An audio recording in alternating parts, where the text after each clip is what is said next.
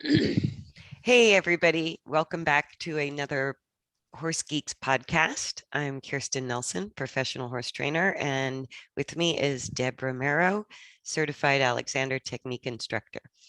Today's topic on Horse Geeks, where we look at horses and riders from the inside out, is looking at equine assisted therapies and sort of just having a discussion about equine assisted therapy, which has become a huge part of the horse world in lots of good ways. But looking at it with the question, is the therapy as good for the horses as it is for people? Mm. And sort of considering therapy goes both ways for horses and for people. Because one of the things I've seen is, you know, as humans, our first thought with owning a horse is what's going to be the benefit for me, right? And whether we're doing therapy or not doing therapy, the human instinct is sort of self-centered, going, what do I get out of it? And That's a good point. I've seen that play out in certain equine assisted therapy where there's, most of the thinking is directed towards the benefit for the human. And I wanted to talk today about, is it also benefiting the horse? So even owning a horse and with the ways that horses challenge humans just by being horses, I joke sometimes that I feel like the accidental therapist trying to open communication between horse and rider, because the therapy sort of happens to the human, whether Mhm. we're looking for it or not, just by Yeah. trying to get along with horses as a huge and powerful prey animal, which, the instincts and the logic are just different than human predatory instincts and logic. So just that relationship has a little bit of a challenge to it. And when we work towards mutual benefit for us and our horses, I think that's where the therapy really occurs, whether we were looking for it or not, right? Because horse owners have to examine their thoughts, their feelings, what they're doing, learn to control their actions. And all of that has an effect on who we are and how we Yes. think of ourselves, which is therapy in a sort. Yeah, my husband if I'm grumpy, my husband always says, "Why don't you just go to the barn? Yes. Go play with the horses. You're a much happier person when you come back from the barn." Yeah. And something magical happens in the interaction with horses. Yes. We have to slow down. We have to think about what's good for the other as well as what's good for ourselves. And until we do that, if we don't do that, then we land in the world of frustration and getting in arguments with our horses and feeling the lack Mm. of progress. So we kind of learn that we have to garner the cooperation of our horse by giving them what they need if we want to get back what we want. And that's what all successful riders and horse owners figure out at some point.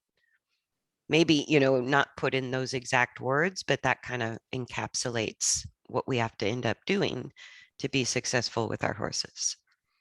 I think that's, a big point is that horses are only live in the present. They bring that. I think that's what attracts me as a therapy for me is I have to be present when I'm with them. Yes. Spatially, I have to be completely aware of where they are, where am I, what's going on outside. It makes me I can't think about anything else while I'm out there. Right. And it takes more attention on our part to be aware of their nonverbal communication. So they're Yes. telling us through their energy, their actions, their behaviors, what they're feeling and thinking all the time. And Yeah. so when we only think of the benefit to the human, we can sort of subjugate the horse to do our bidding, but we don't Mm. really get back everything the horse has to offer. We don't get back the magic. We sort of just Yeah. we get obedience, but we don't get that magical world of having a horse as a partner. Wow, that's true. I had an incident. I set up a new system for my horses to move in the pasture, and they couldn't, it's hot wire. And Mhm. they couldn't figure out where the gate was to get out. And I'm like, what a stupid human. I'm out there going, it's over there. And they're standing there looking at me like, I don't speak that language. Yes. Yes. I'm No, like, but they stop. communicate with us all the time. Yeah. They were looking at me, all three of them, like, no, that's not going to work. Yeah. I had to physically go and go, okay, guys, walk out here. And then they got it. It was like this little herd. Yes. Yes, because the actions are the communication, right? So when we look at therapy, like what's called, well, there's different terms for it. So there's hippotherapy, which is really using the movement of the horse, hopefully a balanced horse, to restore healthy movement to the human body. So hippotherapy, the movement of the horse mimics human movement. So you can help the human nervous system restore better movement or recondition the nervous system just by being on a horse in motion. And then there's also equine assisted therapy, which involves a licensed therapist where you could be working on a mental emotional level or a physical level to help the human improve or regain certain functions. And then there's equine assisted learning, which isn't necessarily directed by a therapist, but involves self-examination, or what can we learn from horses, or how do we improve our cognitive functions by interacting with horses, that kind of thing. And then there's team building, which is sort of like with a horse building group cooperation, like say in a like an environment where people have to work together. Right. So really not therapy, but more team building exercises that involve horses. And all of those can be done in a way where it's kind of at the expense of the horse rather than for the benefit of the horse. That would be the downside of it. The upside of it is it gives a job to a lot of horses that maybe can't be ridden for some reason, but they still have value. And so that's the upside, is that there's a lot of horses that can't do the normal job of riding, but do a fantastic job interacting with humans at a therapeutic level. And so I'm a huge supporter of equine therapies, like whether it's equine learning or hippotherapy or any of that, because I think it's good for horses to interact with people. And I think it's great. Horses need a job. Yes, I agree. Throw them out in retirement and they just stand there all day,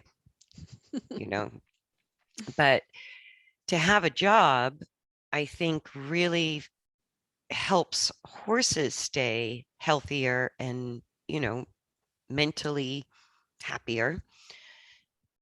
And so I like all of the equine assisted therapies for that reason. And then when I actually went and watched some therapies, like there was a group of non-horse people doing team building, and the task was to get this group of people to make a horse go over a low jump. And I was like flabbergasted, because I just went, okay, it might build cooperation between humans, but it just looked like hunting to me of the horse. Oh, so they really kicked into their predator thing. Wow. Yes. And so that's what I mean by sort of at the expense of the horse is, from the horse's perspective, having a gang of humans trying to get them to do a task, it could be really frightening. Right? They're probably, those people are thinking like it's just like herding cattle.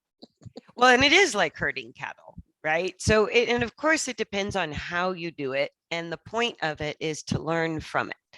So it's not, the main objective is not to get the horse over the jump, but people being people can sort of go into this pack mentality.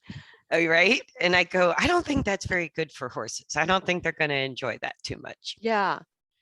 And that kind of brings it sort of to my work, is if you we're so into, as humans, doing the thing, but do we ever step back and see how we're doing that? Exactly. How am I using my body to accomplish that task? And that's what my work is all about, is, as soon as you give somebody a stimulus, do they go into auto mode of movement, or do they really find themselves to use themselves better? So it doesn't sound Exactly. like that was going on in that incident. No, and when we become task oriented, from like human instinct is get the task done, and it can turn into by any means necessary. It brings out our fight flight It instinct, sure or does. and so a task oriented therapy, I think it may build cooperation between the humans, but kind of like a hunting pack, which isn't good for horses. But I think if we shift the human perspective, like when I deal with, horses that are dangerous to handle, or horses that have really established, unsafe behavioral issues, part of what becomes the accidental therapy for the human is learning to understand from the horse's perspective why or how they got that way. And then in working to reverse severe behavioral issues or unsafe behavior, we have to really develop self-control. We have to move beyond instinct in order to do that with a horse.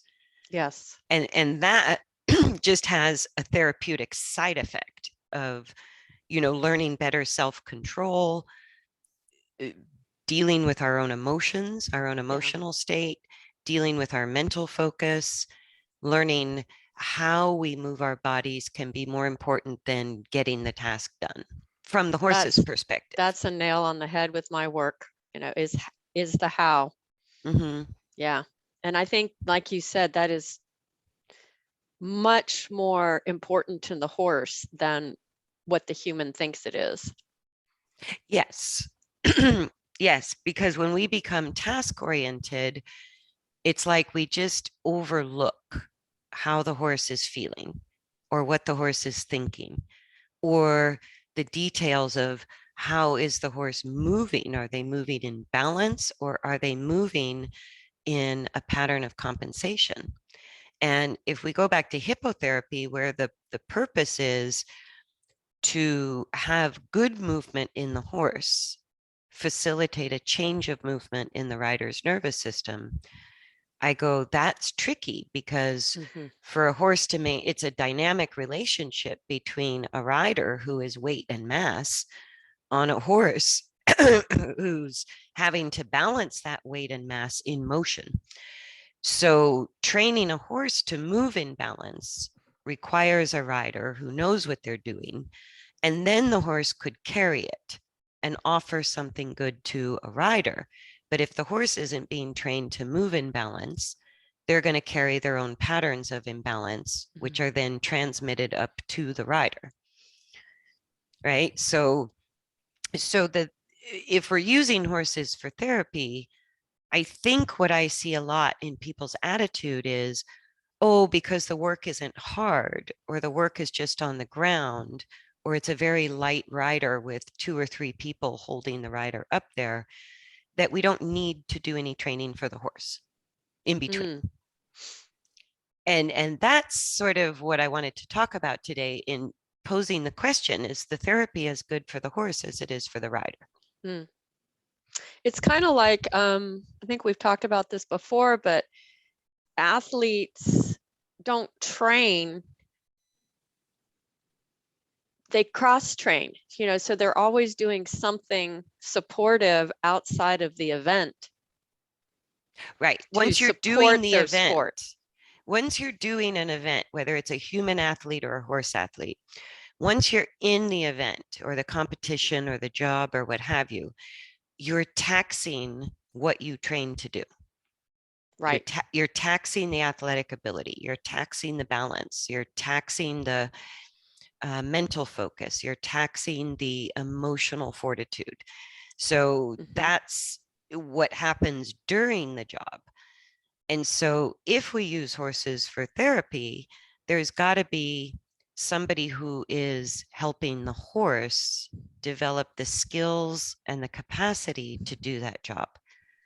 Yes. Right. And what I see a lot is people doing therapeutic types of work with horses might be using rescue horses or retired horses or a horse that nobody else wants that's actually in need of some help.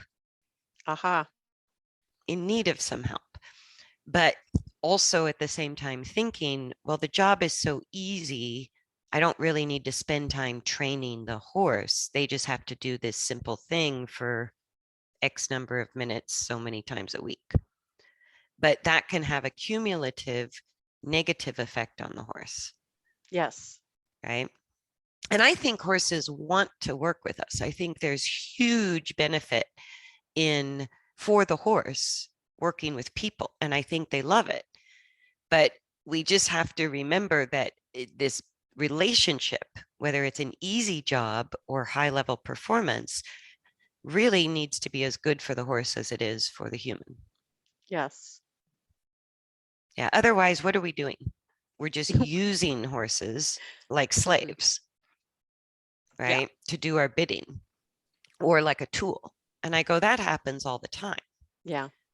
Right. But if we really want a relationship with a horse, or if we're horse geeks and we want to know more about the horse, then even something as simple as carrying children for 15 minutes a couple times a week, we still have to exercise the horse in between. We, not just feeding and grooming and taking good care, but an exercise program where the horse has the strength to do that without it having a detrimental effect on their body. Yes, I agree. And how they're using their body is definitely affects the person that's on their back. Absolutely.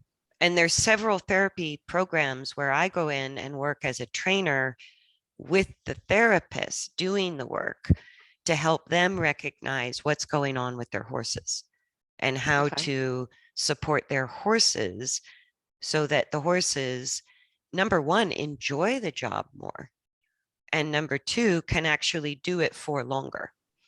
So, investing some time in training the therapy horse pays dividends in that you have a good therapy horse for much longer. Right. So there is a vested interest. And one of the things I think, whether we're in a technically a therapeutic setting or not, have you ever heard of Heart Math or the Heart Math Institute? We'll have to research that and do a podcast on it sometime. I'm gonna write it down. Okay.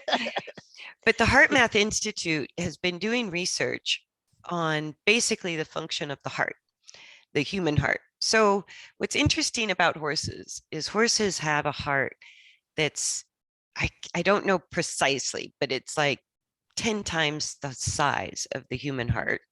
And we have brains that are 10 times the size of a horse brain, right? So we have big brains, but smaller hearts. They have huge hearts, but smaller brains. And the Heart Math Institute has done all this research in that how we used to think about the mind-heart connection was the brain directs the heart. But the information or the brain sends more signals to the heart. And what they've discovered through research is it's the opposite. The heart actually sends more neural transmissions to the brain than the brain sends to the heart. Wow. Yeah, which is really interesting. So this Heart Math Institute has been doing all this research on how our heart rate and our emotions affect our cognitive abilities, affect our memory, affect our ability to pay attention, like our mental Wow. focus and our perceptions. So our heart has a huge impact on our brain function. And I think when we work with horses, the this sort of frequency or energy or information that from heart signals, I think that's part of what helps us feel better. Is horses have Hmm. these huge hearts that sort of tap into our hearts, and that makes our brain function better. So just being around horses without making the horse work has very positive effects on people. Yes. And I think it was Teddy Roosevelt, I can't remember which president said it, but something about how the outside of a horse is good for the inside of people. Yes. I've heard that before. Yeah. Yeah. And so I'm curious about this Heart Math Institute because it sort of starts to explain in a geeky way, why that might be happening, what we might be getting with our horses that's less tangible than just working them. Yeah, I know it certainly does help my soul, Yeah. And if you that's the put thing. it that way, when I'm out there. I mean, it's physically every day, none of us get to sleep in. Yes. If Laying you, there in bed going, but somebody needs me. yes, I got to yes, get out to the barn. But I just, that connection is that's what I value the most about it. All the work yes. that around it is just part of it, but yeah, they really speak to my soul. And just having your horses at home, doing the daily Mm. care, that can be. I think there was some post a woman did on Facebook that was fantastic about how much problem solving she did and life changing thinking while she was mucking stalls, I make all of my life decisions when I muck stalls. Yes. Yes. Or taking time to groom the horse or just hand grazing, hangout time with the horse, all of that can be a time for us to slow down, be quiet, connect with nature, get away from all the constant stimulation of our digital world. Yes. And And so, I just came off of my little halfling had a deep digital flexor tear. So he's been out of work for 6 weeks. So just hanging around him and spending more time grooming. And we had a beauty parlor day yesterday and everybody got clipped you know, and they love that. They just love it. It doesn't have to be a work schedule and, you know, right. And a huge part of therapy with, people who are not familiar with horses, horses are completely new to them. And it's like just sitting on them being led by somebody else is huge. Or learning to lead a horse or put a halter on a horse or grooming the horse. All of those can have huge therapeutic values, especially for people. Horses are new, they don't mm, know, or learning to read body language that a horse is mhm. offering. For humans, uh, you know, our first glance at a horse, their body language means nothing. It takes time to understand, learn to read it, understand what it means, and communicate with horses non-verbally. And all of that has huge therapeutic value. Yes. Yeah. So making a horse perform tasks, I go, that's kind of the least part of it. But I think because we like to do things as humans, we We're think we're, such doers. yeah, that we're not doing therapy unless we're doing something, or we're not working unless we're doing something. It's like that quiet time with horses or just doing simple things that horses enjoy is a huge therapy for the human. Yeah, I agree. And just that what you said, I'm trying to think back to if I can't even remember a time I wasn't around horses. So it's very hard for me to see the newness of it all and that people don't get that. They don't. And I think that's when people get hurt is because they're not keying into that subtle thing that happens before what happens. Exactly. And we all know it. We can all, like, even in verbal conversations, there's kind of an energy or a frequency to the tone, the cadence of the words, or the tempo that are part of communication. It's the nonverbal part of speaking words. There's energy behind it, and there's frequency, tone, tempo, all of these things. And so we can learn very intuitively to understand what horses mean when they're communicating with us, but it takes our attention. Yes. And so if our attention goes to what is the horse doing for us, it's a different type of attention or focus than if we look with the question, what is the horse feeling or thinking? Right? We can read either one, but when we're busy doing, we're rarely paying attention to those more subtle energies or frequencies or actions or body language that the horse is always offering.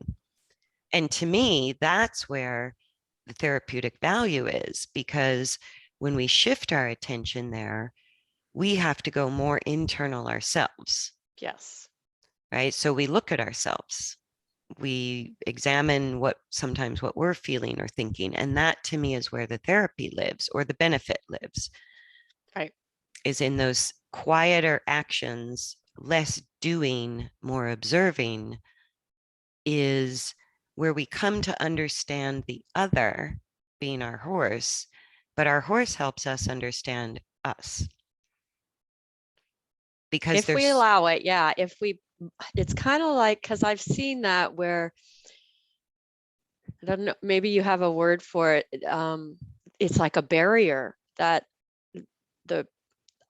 for instance, these people that are constantly getting bucked off or whatever, what is their mindset?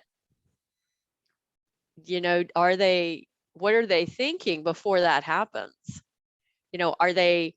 Is it a control situation? They just want, like you said, I'm doing this just for me as the human, and I need the horse to behave in a certain way. That's kind of like herding 2-year-olds, Well, and I can only speak from my personal experience. At 16, I got bucked off regularly from my off the track thoroughbred. And in hindsight, all I was considering was what I knew from lessons, that this is what you do. And so I never had a horse that bucked me off regularly. Most of them cooperated most of the time.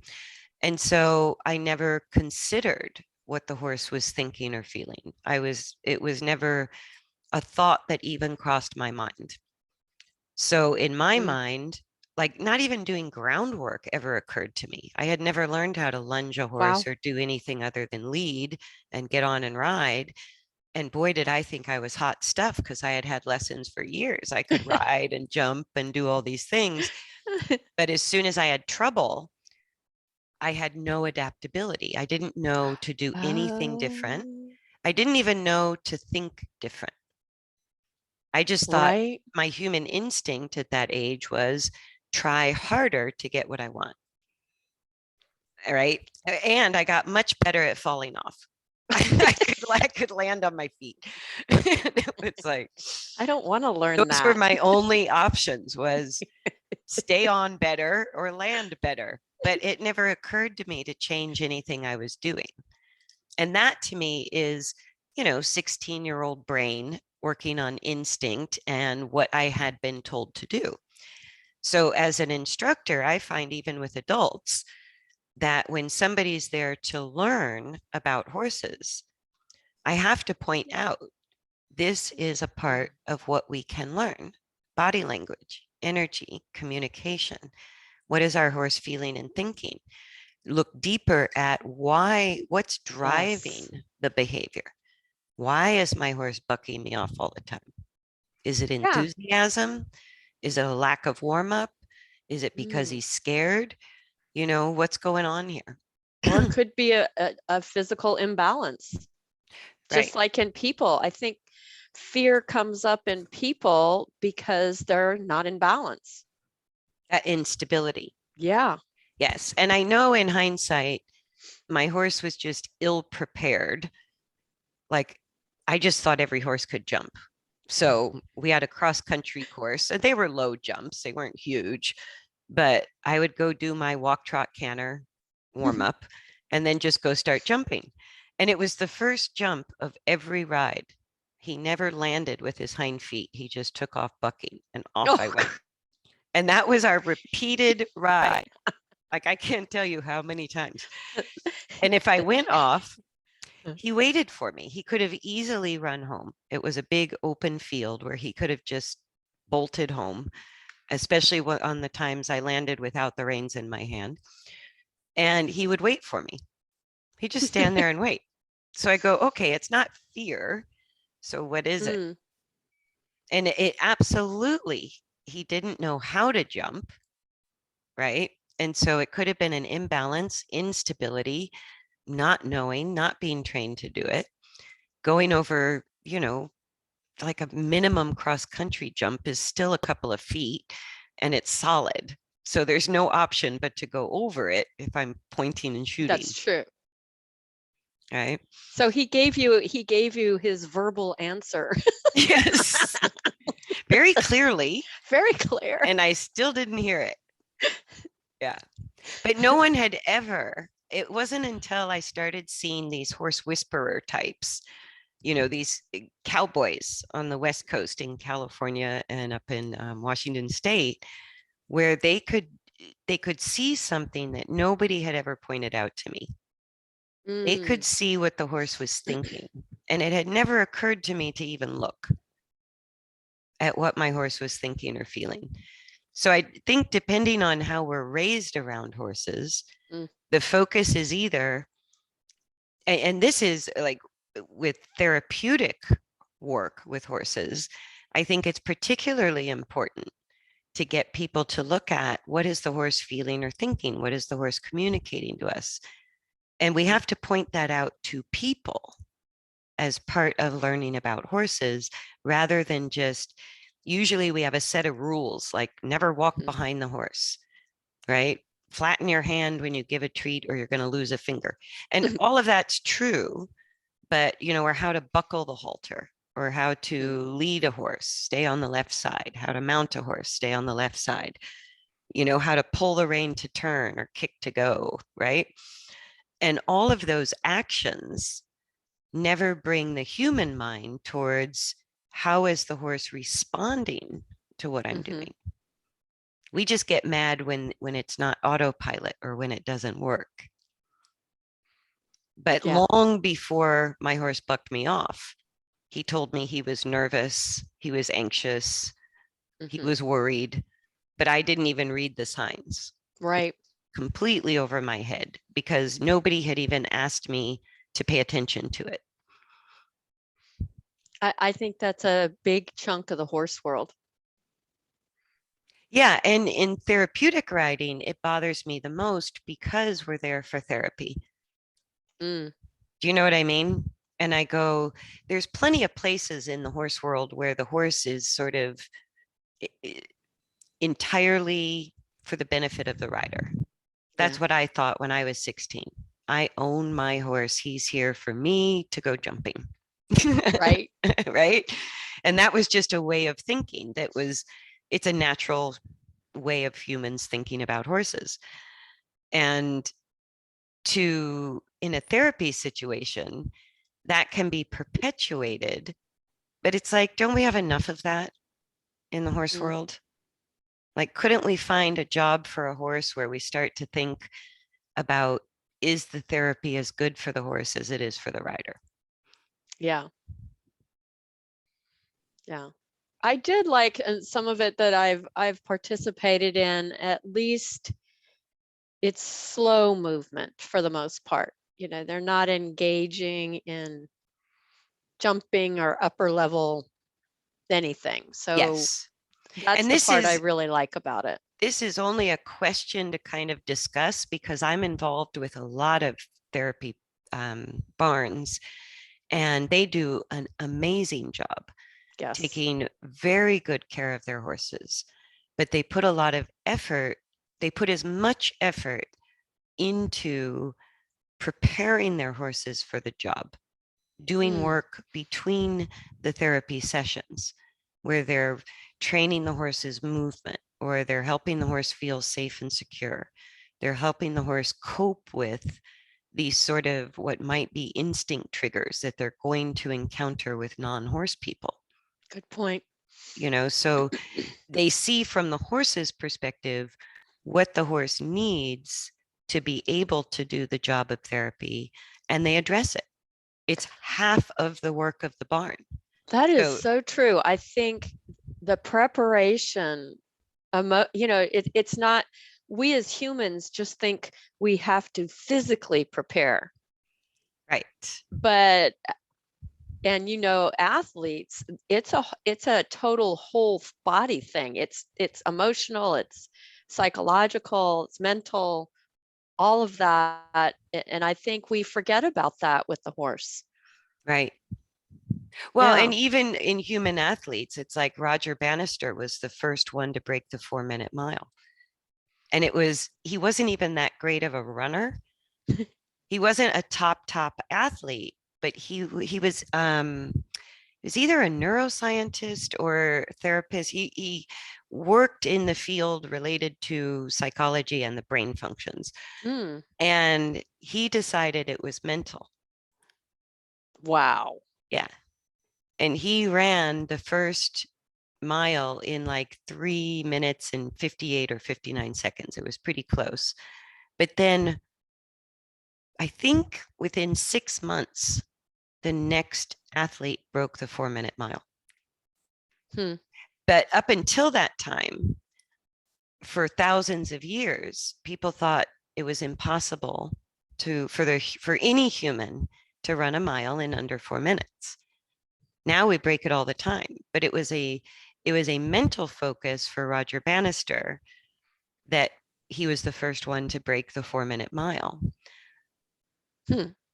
And he prepared for it mentally as well as physically. Mm. That was the key to it. And so I think that is, I guess, in a sense, like a therapy, in that you have to reach beyond your current limitations. I like that. And I think be adaptable, like you said, and asking the questions, is this helpful to the horse or is it just helpful to me? Yeah. Because Yeah. it's not like running a mile, you have a partner, right? So it's us and the horse have to sort of work in a cooperative way where there is mutual benefit, or the horse is either going to go lame or develop behavioral problems. That's Right. kind of their only option. When we decide the horse is a tool or a means to an end, it's probably not going to be good for the horse. It's probably not going to be mutually beneficial because we're not even aware whether it is or True. not. And that's just not the way they think. They're not goal oriented. Exactly. They're not. They're not. The only thing they really care about is, do I feel safe Mhm. and do I feel comfortable within the job? That's the only two things the horses really care about. And they can stretch beyond their instinct, and they read Yes. people's energy. Excuse me. They read people's energy very well. Yes. So they can react or respond to people in ways that they're not trained to do. It can be Mm. an authentic response through them picking up the body language or the energy of the human, which is why a lot of horses are so gentle with kids, Yes. is because it's a different energy than Hmm. the adults, Hmm. and they respond differently. So there's that dynamic part of it that we could also cultivate, right? We Yes. could take that generous nature, and when we provide feelings for the horse of being safe and comfortable within whatever job they're doing, then we're giving our horses a chance to move beyond instinct as well as we are. And I think they Yes. like that. I do. I know mine do. Yeah, I they have a look much forward. better relationship with these horses if I'm in that thought than if I'm, on a time schedule and we got to do this and do this. They just don't want, they don't want that kind of energy. Yeah. They're like, whoa, Whoa, chill wait a out. minute, stop. Stop. Just stop. Okay. Anything else you want to add about therapies or horse therapies? Nope. And again, I want to reiterate, I'm all for it.